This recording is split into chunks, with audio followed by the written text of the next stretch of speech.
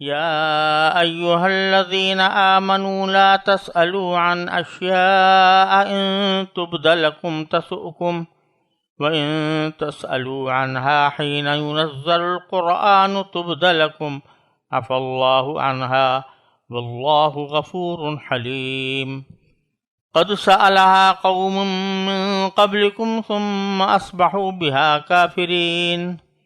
ما جعل الله من بحيرة ولا سائبة ولا بصيلة ولا حام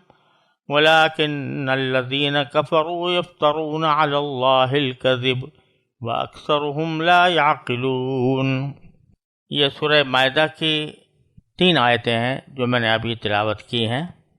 ان کا ترجمہ یہ ہے: اے ایمان والو، ایسی چیزوں کے بارے میں سوالات نہ کیا کرو جو اگر تم پر ظاہر کر دی جائیں تو تمہیں ناگوار ہوں، اور اگر تم ان کے بارے میں ایسے وقت سوالات کرو گے جب قرآن نازل کیا جا رہا ہو تو وہ تم پر ظاہر کر دی جائیں گی۔ البتہ اللہ نے پچھلی باتیں معاف کر دی ہیں، اور اللہ بہت بخشنے والا، بڑا بردبار ہے۔ تم سے پہلے ایک قوم نے اس قسم کے سوالات کیے تھے، پھر ان سے منکر ہو گئے۔ اللہ نے کسی جانور کو نہ بحیرہ بنانا طے کیا ہے، نہ سائبہ، نہ وسیلہ اور نہ حامی، لیکن جن لوگوں نے کفر اپنایا ہوا ہے وہ اللہ پر جھوٹ باندھتے ہیں، اور ان میں سے اکثر لوگوں کو صحیح سمجھ نہیں ہے۔ ان آیات کریمہ میں اللہ تبارک و تعالی نے مسلمانوں کو ایک اہم نصیحت فرمائی ہے، اور وہ یہ کہ تم نبی کریم صلی اللہ علیہ وسلم سے فضول قسم کے سوالات نہ کیا کرو۔ اس کا تعلق پچھلی آیتوں سے یہ ہے کہ اللہ تبارک و تعالی نے اس میں یہ فرمایا تھا کہ گندی اور ناپاک چیزیں اور ستھری چیزیں برابر نہیں ہوتی، چاہے گندی چیزوں کا رواج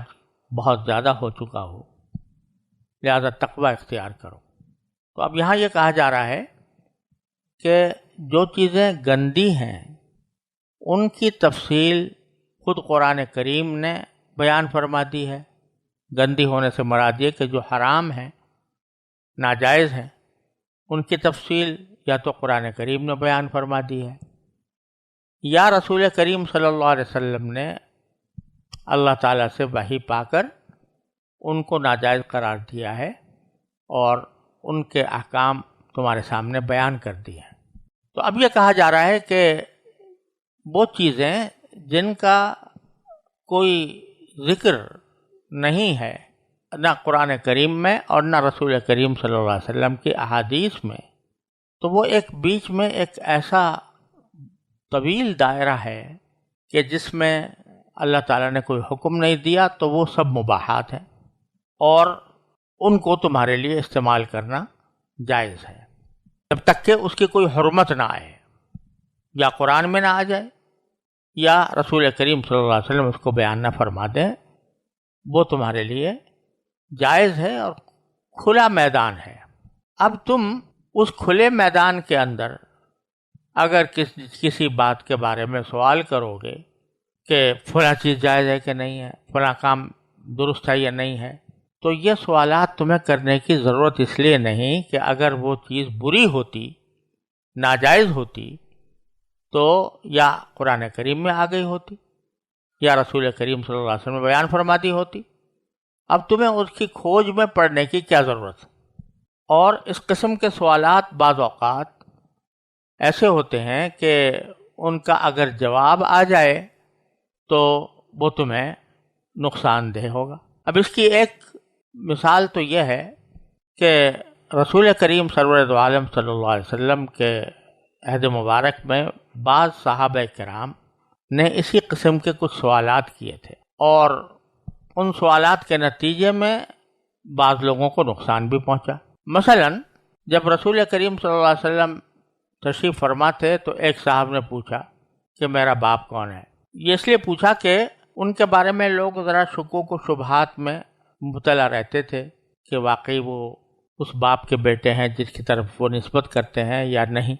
تو انہوں نے اس موقع کو غنیمت سمجھ کر رسول کریم صلی اللہ علیہ وسلم سے پوچھ لیا کہ میرے والد کون ہیں. اب اگرچہ رسول اللہ صلی اللہ علیہ وسلم نے اس وقت ان کا جواب دے دیا، لیکن اگر فرض کرو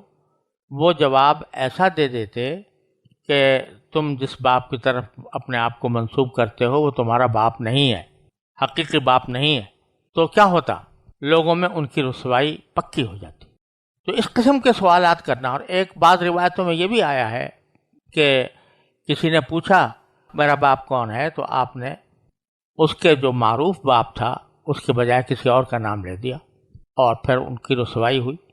تو ایک تو اس قسم کے سوالات کہ جن کا جواب آ جانے سے ایک انسان کی رسوائی ہو یا اس کی وجہ سے کوئی اس کو تکلیف پہنچے، تو یہ مناسب نہیں ہے. کہ اگر اسی لیے کہا گیا کہ اگر تم ایسی باتوں کے سوال نہ کرو کہ اگر تم پر وہ ظاہر کر دی جائیں تو تمہیں ناگوار ہو. اسی طرح بعض مرتبہ ایک حکم آیا تو اس کے بارے میں بعض صحابہ کرام نے ایسے سوالات کیے کہ جس کے نتیجے میں رسول کریم صلی اللہ علیہ وسلم نے ناگواری کا اظہار فرمایا. مثلا جب حج فرض ہوا تو قرآن کریم میں للہ علی الناس حج البیت من استطاع الیہ سبیلا، کہ لوگوں کے اوپر اللہ کی طرف سے یہ ذمہ داری ہے کہ وہ بیت اللہ کا حج کریں. وہ لوگ کریں جو بیت اللہ تک پہنچنے کی استطاعت رکھ حج کریں،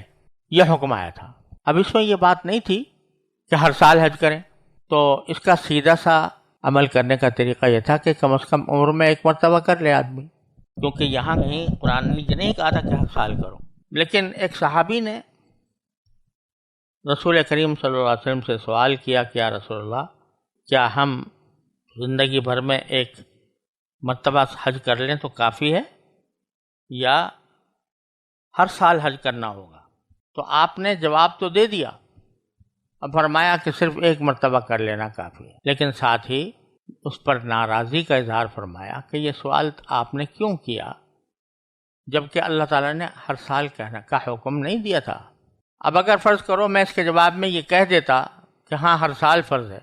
اور اللہ تعالیٰ کی طرف سے یہ وحی آ جاتی کہ ہر سال فرض ہے،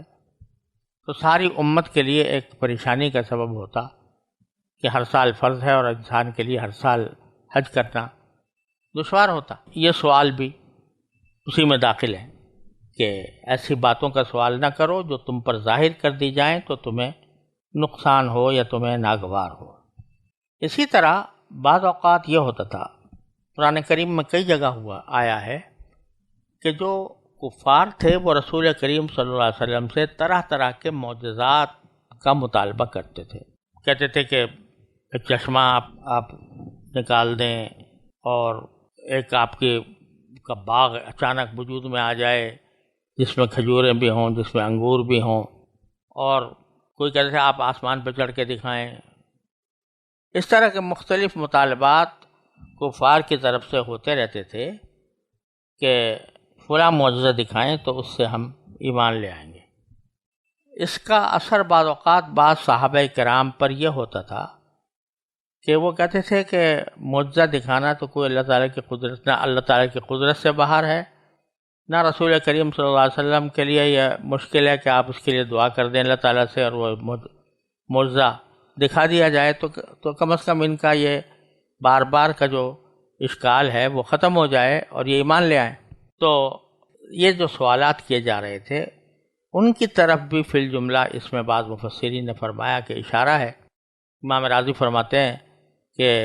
یہ اس سے مراد یہ ہے کہ یہ بات مراد بھی ہے کہ اے مسلمانوں تم اس فکر میں نہ پڑو کہ جو مطالبات کافروں کی طرف سے کیے جا رہے ہیں ان سارے مطالبات مانے جائیں. اس کے بارے میں سوال آپ بھی کرو کہ یہ معجزہ دکھا دیجیے تاکہ یہ لوگ مسلمان ہو جائیں. کیوں؟ اس لیے کہ پچھلی قوموں کے اندر بھی یہ صورتحال رہی ہے. اللہ تعالیٰ کی یہ سنت ہے کہ جب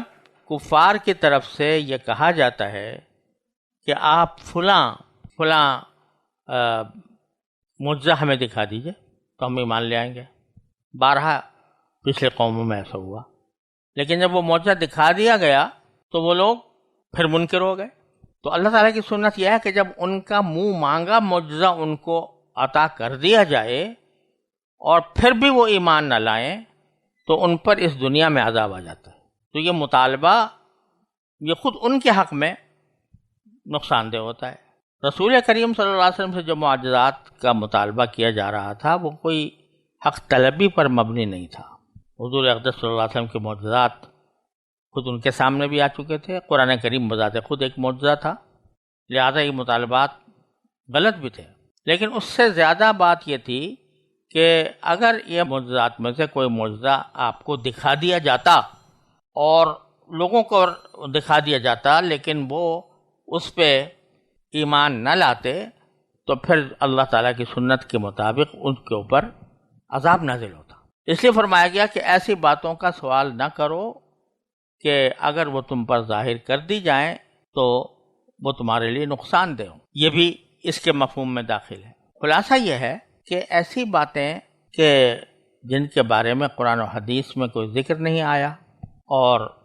یہ شریعت کا ایک مضبوط قاعدہ ہے کہ اصل اشیاء میں اباحت ہے، یعنی جب تک کسی چیز کی حرمت کا یا ناجائز ہونے کا حکم قرآن میں یا حدیث میں نہ آ جائے اس وقت تک اس کو حلال ہی سمجھا جائے گا. اس معاملے میں کھود کرید میں پڑنا یہ درست نہیں ہے. پھر آگے اللہ تعالیٰ نے یہ بھی فرما دیا کہ وَإِن تَسْأَلُوا عَنْهَا حِينَ يُنَزِّلُ الْقُرْآنَ تُبْدَ لَكُمْ، اور اگر تم ان کے بارے میں ایسے وقت سوالات کرو گے جب قرآن نازل کیا جا رہا ہو تو وہ تم پر ظاہر کر دی جائیں گی. یعنی جب وحی نازل ہو رہی ہے، رسول کریم صلی اللہ علیہ وسلم تشریف فرما ہے اور آپ پر وحی نازل ہو رہی ہے، اور اس صورت میں آپ لوگ کوئی سوال کرتے ہیں اور اس کا جواب وحی کے ذریعے آ جاتا ہے تو آ جائے گا. اور وہ مسکوت عنہ، یعنی جو چیز کہ ابھی تک اس کے بارے میں کوئی واضح حکم نہیں تھا قرآن و حدیث میں، تو اب اس کے بارے میں وضاحت آ جائے گی. تو ہو سکتا ہے کہ یہ تمہارے فضول سوالات کی نتیجے میں اللہ تعالیٰ تم پر کوئی پابندی عائد کر دے. اب آپ نے سورہ بقرہ میں دیکھا کہ حضرت موسیٰ علیہ السلام نے اپنے قوم سے کہا تھا گائے ذبح کر دو. اب گائے کی کوئی تفصیل اس حکم میں نہیں تھی، لہذا کوئی بھی گائے وہ ذبح کر دیتے تو حکم کی تعمیل ہو جاتی. لیکن انہوں نے کہا جی ہمیں بتائیے کہ یہ گائے کیسی ہو، کتنی عمر کی ہو، اس کی صفات کیا کیا ہوں، اس کا رنگ کیسا ہو، وغیرہ وغیرہ. تو جو وہ سوالات کرتے گئے پابندیاں بڑھتی چلی گئی، اور جیسا کہ سورہ بقرہ میں اس کی تفصیل گزری ہے. تو اس وقت چونکہ حضرت موسیٰ علیہ السلام پر وحی نازل ہو رہی تھی تو وحی کے نزول کے زمانے میں انہوں نے ایسے سوالات کیے جو خود ان کے لیے تکلیف دہ ثابت ہوئے، اور اس کا نتیجہ یہ ہوا کہ وَذَبَحُوهَا وَمَا كَادُوا يَفْعَلُونَ. تو اللہ تعالیٰ فرما رہے ہیں کہ اگر ان کے بارے میں تم سوال کرو گے جب کہ قرآن نازل کیا جا رہا ہے تو تم پر وہ چیزیں واضح کر دی جائیں گی. اس آیت کی ایک تفسیر تو یہ ہے. دوسری تفسیر حضرت امام راضی رحمۃ اللہ علیہ نے یہ بیان فرمائی ہے، اس تفسیر کا امکان ظاہر کیا ہے کہ سوالات کی دو قسمیں ہوتی ہیں. ایک تو قسم وہ ہے جس کے بارے میں ابھی تک قرآن نے یا حدیث نے کوئی حکم ممانعت کا جاری نہیں کیا، اور آپ اس کے بارے میں سوال کر رہے ہیں کہ یہ جائز ہے یا ناجائز ہے. اس کے بارے میں تو نصیحت پہلے جملے میں کر دی گئی کہ ایسی باتوں کا سوال نہ کرو جو تم پر اگر ظاہر کر دی جائیں تو تمہارے لیے خود نقصان دہ ہوں، ناگوار ہوں. دوسری قسم کے سوالات ایسے ہوتے ہیں کہ قرآن نے ایک حکم بیان کر دیا اور اس کے بارے میں کوئی حکم آ گیا،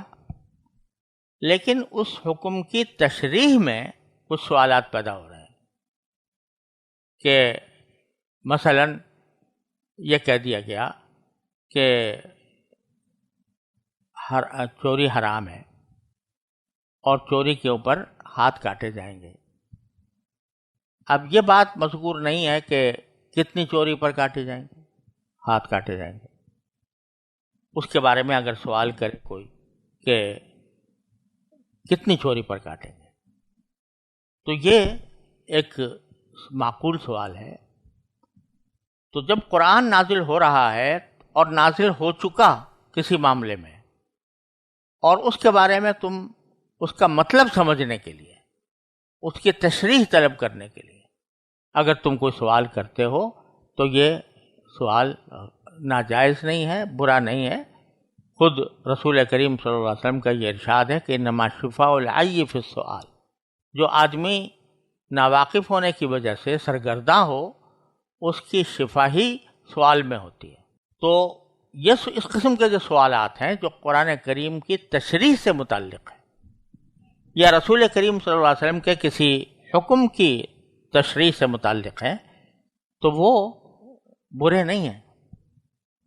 اور ان کا جواب اللہ تعالیٰ فراہم فرما دیتے ہیں، یا وحی مطلوع کے ذریعے جو قرآن کریم ہے، یا وحی غیر مطلوع کے ذریعے جو رسول کریم صلی اللہ علیہ وسلم کے ارشادات ہیں، ان کی طرف یہ اشارہ کیا جا رہا ہے ان تسألوا عنہا حین ینزل القرآن، اگر تم کچھ ایسے سوالات کرو جبکہ قرآن نازل ہو رہا ہے تو تم پر وہ ظاہر کر دیے جائیں گے۔ گویا پہلے جملے سے تو یہ ایک غلط فہمی پیدا ہو رہی تھی کہ ہر قسم کا سوال ممنوع ہے، تو دوسری جملے میں دور کر دیا گیا کہ اگر تم ایسے سوالات کرو کہ جو قرآن کریم کی تشریح سے متعلق ہے، قرآن کریم ان کے بارے میں نازل ہو چکا، یا رسول کریم صلی اللہ علیہ وسلم نے اس کے بارے میں کوئی بات بیان فرما دی اور اس کی کوئی تشریح تم چاہ رہے ہو، اس کی وجہ سے کرو، تو پھر تم پر وہ ظاہر کر دی جائے گی۔ بہرحال اس مفہوم کا بھی اس میں احتمال موجود ہے، اور یہ بات ویسے بھی قابل ذکر تھی کہ ہر قسم کا سوال منع نہیں ہوتا، وہ فضول سوال منع ہوتا ہے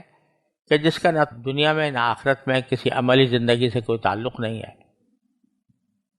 یہ سوال کہ میرا باپ کون تھا، تو ایسے سوالات تو بے شک منع ہیں۔ ایسے سوالات بھی منع ہیں جس کے نتیجے میں کوئی جواب آئے تو تمہارے اوپر تنگی پیش آ جائے جبکہ قرآن نازل ہو۔ لیکن ایسے سوالات کہ جن کا مقصد دین کی کوئی بات سمجھنا ہو، جو سمجھ میں نہیں آ رہی، تو اس میں تو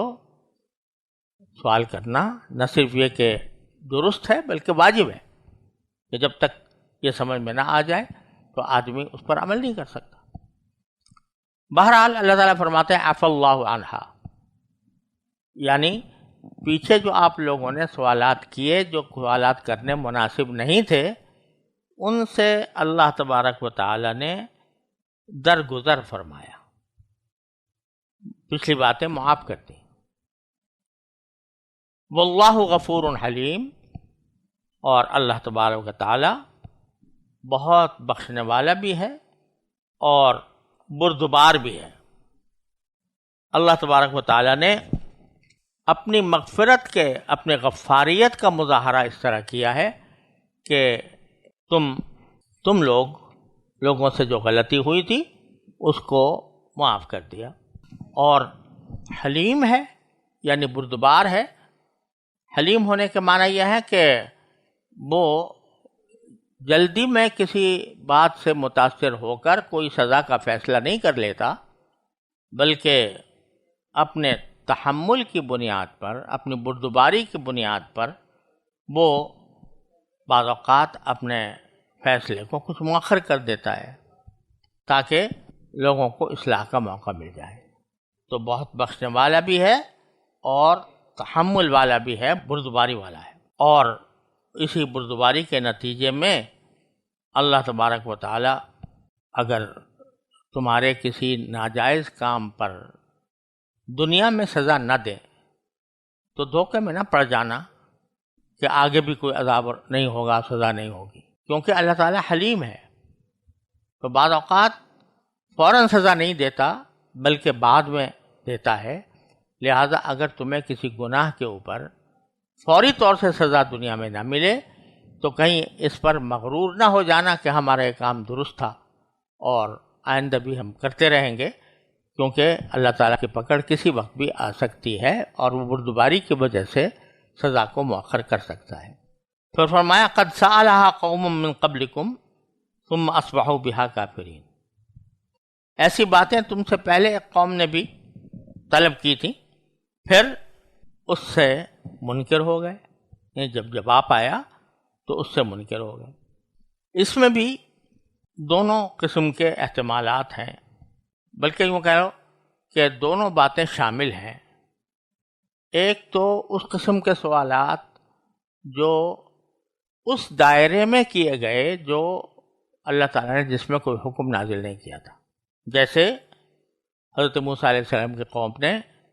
گائے کی ذبح کرنے کے سلسلے میں جو سوالات کیے، جس کا بھی میں نے ذکر کیا تھا، سورہ بقرہ میں ہے، تو اس میں انہوں نے یہ سوالات کیے کہ وہ گائے کیسی ہو، کتنی عمر کی ہو، اور کیسے اس کا رنگ ہو، وغیرہ وغیرہ۔ حالانکہ یہ سوالات جو تھے یہ بغیر ضروری تھے، اس کے بغیر بھی گائے ذبح کی جا سکتی تھی۔ ثم اصبحوا بها کافرین، پھر وہ اس کے بارے میں ناشکری میں مبتلا ہوئے۔ ناشکری میں کیا مبتلا ہوئے کہ جیسا قرآن نے کہا ہے فذبحوها وما كادوا يفعلون، اب پریشان ہو گئے کہ بھئی ایسی خاص گائے جو نہ اس میں اس کی عمر زیادہ ہو، نہ کم ہو، نہ اس کے اوپر کوئی داغ ہو، اور زرد رنگ کی ہو، پیلی ہو، اور غلط اتنے ساری قیدوں کے ساتھ جب تلاش کرنی شروع کی تو اس میں ان کو یقیناً تکلیف ہوئی، اور اس کی وجہ سے انہوں نے کچھ ناشکری کے کلمات بھی کہے ہوں تو کچھ بعید نہیں۔ تو ایک تو اس سے اس طرف بھی اشارہ ہے۔ دوسرا اشارہ اس طرف ہے جو میں نے ابھی عرض کیا تھا کہ پچھلے قوموں کے لوگ معجزات مانگتے تھے اللہ تبارک و تعالیٰ سے، اور معجزات مانگ کر جب معجزہ دے دیا جاتا تھا کے باوجود وہ کافر رہتے تھے تو عذاب آتا تھا۔ تو اس کو کہا جا رہا ہے کہ بہت سی چیزیں مانگی تم سے پہلے لوگوں نے، پھر اس سے منکر ہو گئے۔ یہاں یہ بات بھی قابل ذکر ہے، خاص طور سے اہل علم کے لیے قابل غور ہے کہ جو پہلا جملہ تھا جس میں فضول سوال سے منع کرنے کا ذکر تھا، تو وہاں یہ کہا گیا تھا کہ لا تسألوا عن اشیاء، عن کے ساتھ کہا گیا، ایسی چیزوں کے بارے میں مت پوچھو۔ اور یہاں قد سألہا، یہاں بغیر عن کے ہے۔ عربی زبان کے لحاظ سے دونوں میں فرق ہوتا ہے۔ جب ساتھ میں عن آ رہا ہو تو اس کے معنی ہوتے ہیں کسی چیز کے بارے میں سوال کرنا، یعنی کسی چیز کے بارے میں یہ پوچھنا کہ یہ کیسی ہے، اس کی صفات کیا ہیں، یہ عن کے ساتھ کہا جاتا ہے۔ اس کو اردو میں پوچھنا ہی کہیں گے کہ ایسی چیزوں کے بارے میں مت پوچھو۔ اور جب عن نہ ہو تو پھر اس کے معنی ہوتے ہیں مانگنے کے۔ سألہا یہاں پر بغیر عن کے ہے، تو کچھ قوم نے مانگا تھا تم سے پہلے، تو اس سے اس احتمال کی تائید ہوتی ہے کہ اس سے اشارہ ان معجزات کی طرف ہے جو پچھلی قوموں نے مانگے تھے، ایسا معجزہ ہمیں لا کر دکھاؤ، اور پھر جب آ گیا تو پھر بھی انہوں نے اپنے وعدے کو پورا نہیں کیا اور کافر رہے۔ تو اس سے بھی اس احتمال کی تائید ہوتی۔ اگرچہ یہ فرق جو میں نے بیان کیا ہے یہ فرق لغوی اعتبار سے ہے، اور بعض اوقات عن اور بغیر عن دونوں کو ایک ہی قسم کے معنی میں بھی استعمال کر لیا جاتا ہے، لہذا اس کا جو ظاہری مفہوم سیاق سے سمجھ میں آ رہا ہے کہ کچھ قوم نے ایسی باتوں کے بارے میں پوچھا تھا، تو وہ معنی بھی یہاں پر بن سکتے ہیں، اور اس میں بھی عربیت کے لحاظ سے کوئی اشکال نہیں ہے۔ آگے باری تعالیٰ نے فرمایا ما جعل اللہ من بحیرۃ ولا سائبۃ ولا وصیلۃ ولا حام۔ یہ آیت اس لیے اس موقع پر بظاہر لائی گئی ہے کہ یہ کہا گیا تھا کہ بھئی جن چیزوں کو اللہ تعالیٰ نے حرام نہیں کیا تو ان کے بارے میں سوال کر کے کیوں اپنے آپ کو تنگی میں ڈالتے ہو۔ تو یہی معاملہ مشرکین عرب نے کر رکھا تھا کہ جن چیزوں کو اللہ تعالیٰ نے حرام نہیں کیا ان کو اپنے اوپر خامخواہ حرام کر لیا تھا۔ کچھ جانور تھے جن کو وہ بتوں کے پرستش کی وجہ سے اپنے اوپر انہوں نے حرام کر رکھے تھے۔ ان میں سے 4 قسم کے جانوروں کا یہاں ذکر اللہ تعالیٰ نے فرمایا ہے، بحیرہ، سائبہ، وسیلہ اور حام۔ بحیرہ اس جانور کو کہا جاتا تھا کہ اس کا جو دودھ نکلتا تھا اس کو وہ بتوں کے نام پر وقف کر دیتے تھے، اور اس دودھ کو کسی کے لیے بھی پینا جائز نہیں سمجھتے تھے، حالانکہ دودھ ایک حلال چیز ہے، اور اللہ تعالیٰ نے کہیں یہ نہیں کہا کہ تم اس کو اپنے اوپر حرام کر لو، لیکن بت پرستی کے شوق میں بتوں کے نام پر وہ دودھ اس کا حرام کر لیا جاتا تھا، اس کو بحیرہ کہتے تھے۔ سائبہ وہ جانور ہوتا تھا کہ بتوں کے نام پر اس کو سانڈ کی طرح چھوڑ دیا جاتا تھا۔ چھوڑنے کا معنی یہ ہے کہ بس یہ اب بتوں کے نام پر وقف ہو گیا ہے، اب نہ کوئی اس کو پکڑ سکتا ہے، نہ اس سے دودھ نکال سکتا ہے، نہ اس کو ذبح کر سکتا ہے، یہ آزاد پھرے گا۔ اسی طرح حامی اس اونٹ کو کہتے تھے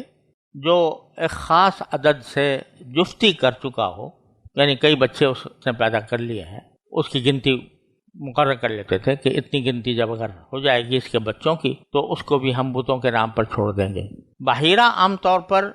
گائے بکری میں ہوتا تھا، اور حام جو ہے وہ اونٹ ہوتا تھا۔ وسیلہ اس جانور کو کہتے تھے جو اونٹنی ہوتی تھی، اور اگر وہ مسلسل مادہ بچے ہی پیدا کرتی رہے، کوئی نر پیدا نہ ہو، تو اس کو بھی بتوں کے نام پر چھوڑ دیتے تھے، اس کو وسیلہ کہتے تھے۔ تو ایک طرف تو یہ شرک کا ایک شعبہ تھا کہ بتوں کے نام پر ہی انہوں نے چھوڑا ہوا تھا، اور دوسری طرف یہ اپنی طرف سے ایک چیز کو حرام کر لینا تھا جو ان کے لیے ہرگز جائز نہیں تھا۔ حرام کرنا یا حلال کرنا یہ اللہ تعالیٰ کا کام ہے، کوئی بندہ اپنی طرف سے اس کو حرام کر لے تو یہ حرام نہیں ہوتا۔ تو 2 خرابیاں تھیں، بتوں کی طرف بتوں کے نام پر وقف کرنا، اور ایک جائز چیز کو حرام قرار دینا۔ تو باری تعالیٰ فرماتے ہیں اللہ تعالیٰ نے تو کوئی